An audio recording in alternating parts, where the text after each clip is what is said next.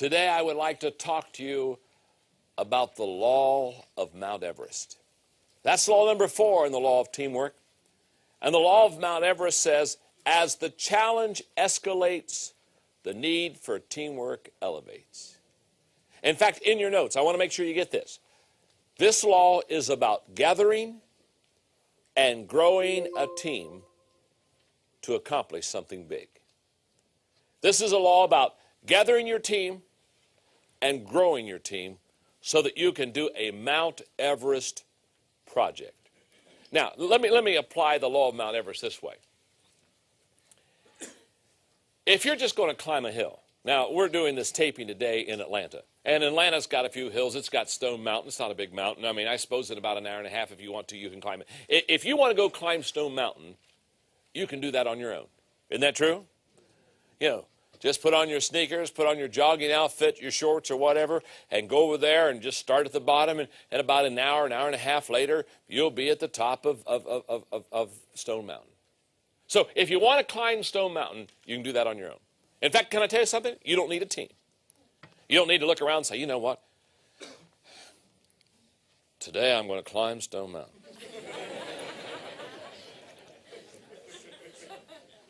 And I think I need you to come along, and we need to get some ropes. And no. If you're going to climb Stone Mountain, you can do that on your own. But the law of Mount Everest says, if you're going to climb Mount Everest, if you're going to tackle something really big, you're going to have a team. And you're not only going to have to gather a team, you're going to have to grow a team. You're not going to have to get people around you. See, if you're going to climb Mount Everest, if I'm going to climb Mount Everest, if I'm going to climb Mount Everest, I don't just go to any group and say, hey, gang, I'm going to fly over and climb Mount Everest, and I want you to be on my team.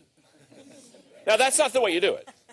I may not want them on the team. I mean, hello? What's your name? Ron. Ron may not like heights. That's a drawback. So if I'm going to climb Mount Everest, it's just not like getting people together. It's getting the right people together. So it's not only gathering a team, it's also growing a team. Now, the law of Mount Everest begs for 3 questions. Question number 1. What is my dream? You got to start there. And let me just say this, for some of you in the room, some of you watching this training video on teamwork, for some of you, you don't need to go to number 2 or 3. Because your dream is so small, it's not Mount Everest. You follow me? It's kind of like exist. Breathe. See. Walk. So if you don't have a big goal or a big dream, you don't need to fill in the next 2 things. But you got to ask yourself, what is my dream? That's the first Mount Everest question that you have to ask yourself. Do I have a little dream? Do I have a big dream? Do I have an impossible dream? What kind of dream do I have? Okay, that's question number 1. Question number 2 is, who's on my team? Once I have established what my dream is, the next important question is, who's on my team? For example, let's go back to my illustration a moment ago. Let's say I'm going to climb Mount Everest. That's really my dream. I want to climb Mount Everest. Okay. And Ron here, I bring him on my team, and he doesn't like heights. He not only doesn't like heights, he's now telling me he doesn't like cold weather. And then he says, you know, John, I'm not trying to add problems to this issue, but I also am quite clumsy.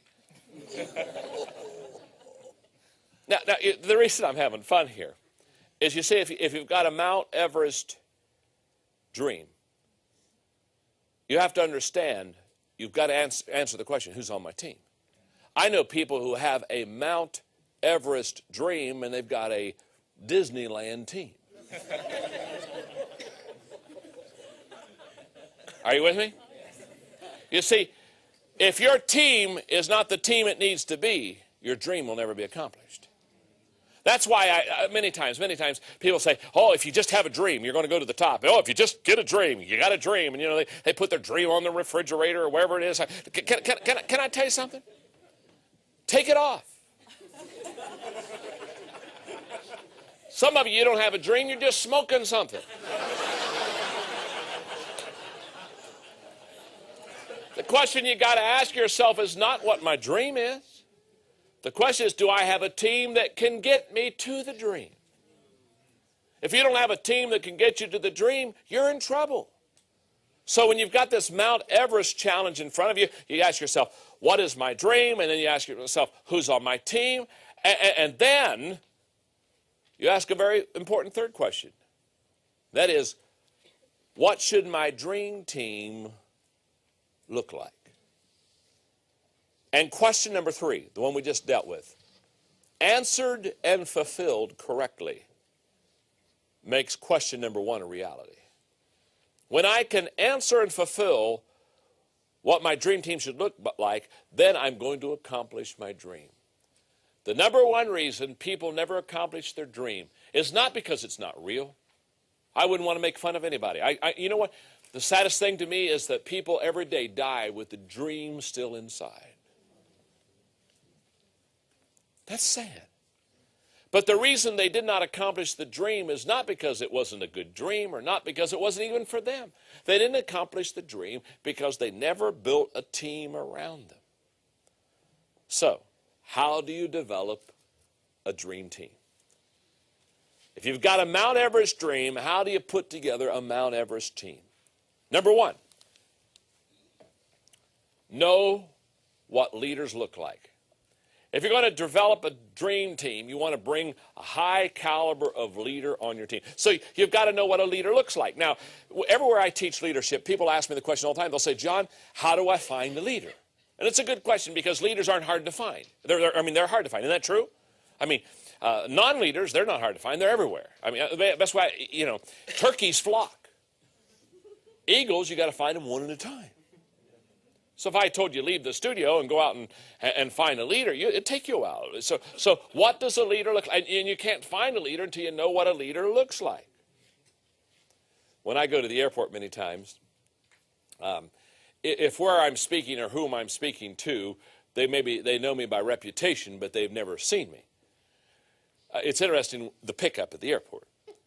Because there are basically 2 kinds of people that pick me up. First of all, there's the person who is at the airport, and what they do is they get a piece of paper, something like this, and they'll scribble my name on it, and they'll be in the crowd with Mr. Maxwell, you know what I mean, John Maxwell. They'll have this thing up here, and basically that kind of person basically says, I'm standing in the crowd. Here's your name. Find me.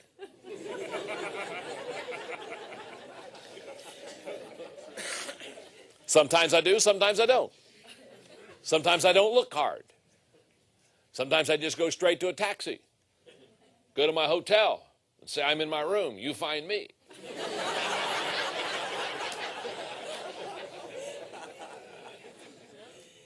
In other words, there are some people, when they're looking for me, they put my name on a piece of paper, and basically they say, it's your responsibility to find me. Isn't that true? Now there are other people, when they come and pick me up at the airport, they're not like that at all. What they are is they'll be in the crowd, all right, but they'll have a book, maybe of mine, that has my picture. And hopefully it's a recent book. and what they'll do is they'll have the book open and have my picture there. And they'll be standing kind of right on the edge of the crowd where the passengers are coming out, and they'll be looking at this picture, and they'll be looking at people coming off the plane, and they'll be doing this number. And all of a sudden they'll smile, and they see me. You know what I'm saying? They say, hey, hi, and they'll introduce themselves, and they grab hold of me. Now, you know what? That kind of person, they say, I'm responsible to find you. 2 types of people. Now, what I'm saying to you is if you're going to develop a dream team, let me tell you what will never happen to you. Dream teams will not come to you. Don't stand on the corner and say, here I am. Here I am. Come one, come all.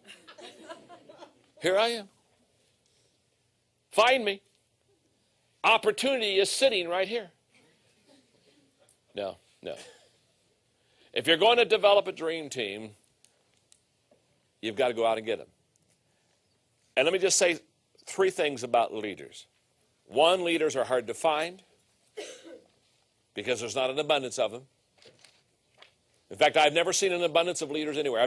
When I speak for companies and corporations all over America, I have never gone to the president or CEO of a company and had them look at me and say, John, we're delighted you're here. We do have a problem. What's the problem? Well, we have too many leaders in this organization.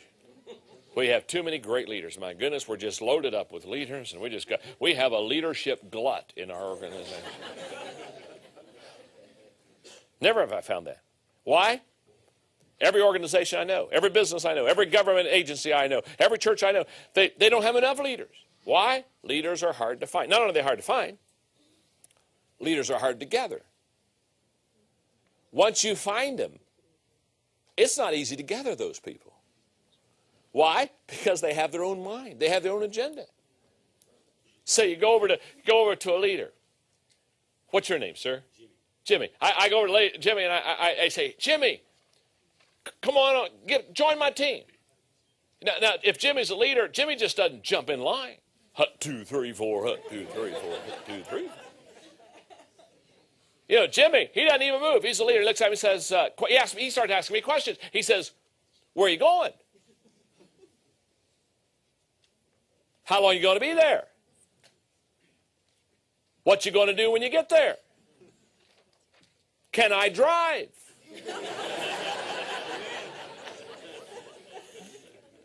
Why? Because Jimmy is a leader. So they're not only hard to find, they're hard to gather. Now, followers, they're easy to find and they're easy to gather. In fact, if you're just moving, followers just get in line. Where are you going? Beats me. When you coming back? Don't have a clue. What's your goal? Hope there's a water fountain at the end of the line. Leaders are hard to find, leaders are hard to gather, and thirdly, leaders are hard to keep. You don't keep leaders. I mean, they just don't hang around, especially if you're bad. Leaders don't wait around for your day to come. If you're making it happen, if you're going somewhere and you're doing something, they're on the team. But I mean, the moment it gets a little plateauish and the moment it gets a little bit slack, they're out of there. Isn't that true? So, develop a dream team. You've got to know what a leader looks like. You've got to be able to see them coming. How many times have we looked at opportunity and it's passed us, and as soon as it passes us, we say, oh my goodness, I wish I would have done that. Now, why is it we're so good when opportunity passes? It's very simple. We didn't know what it looked like when it was coming. If you want to develop a dream team, number 2, you have to show potential leaders how to lead. In other words, you have to model leadership for them.